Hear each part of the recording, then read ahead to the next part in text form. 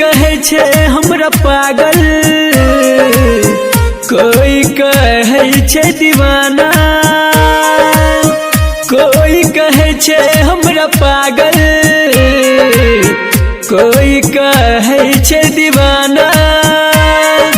मंदिर मंदिर घंटी बजेबो, मस्जिद माथ झुकेबो, चाहे छलियो तोरा दिल जान सा, मांग लेबो तोरा भगवान सगे जान, चाहे छलियो तोरा दिल जान सा, मांग लेबो तोरा भगवान सा। Mithilanchal recording studio Kisanpur.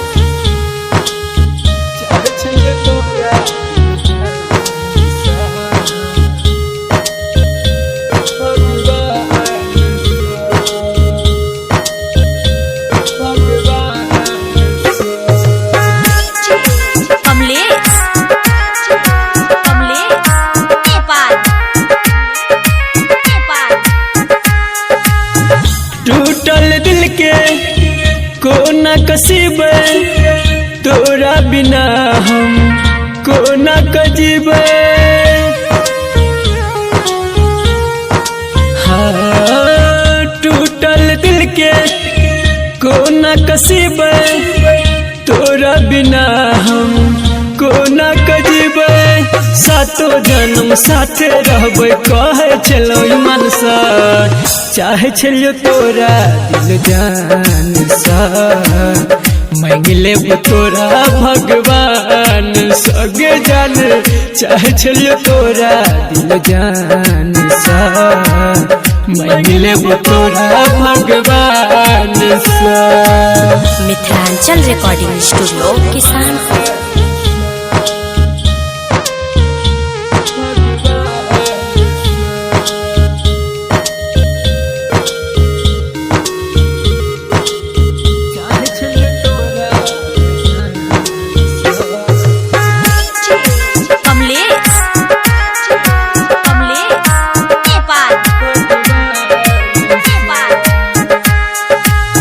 प्रेम के आगे झुकल जमाना, अई भी न जानता मर तो दीवाना।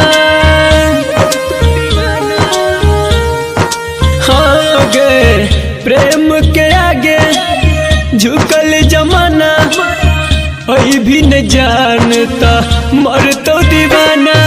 संदीप सुमन दिन से उमें से जिये छेलो संसार, चाहे छलियो तोरा दिल जान सा, मांग लेबो तोरा भगवान सगे जान, चाहे छलियो तोरा दिल जान सा, मांग लेबो तोरा भगवान सा।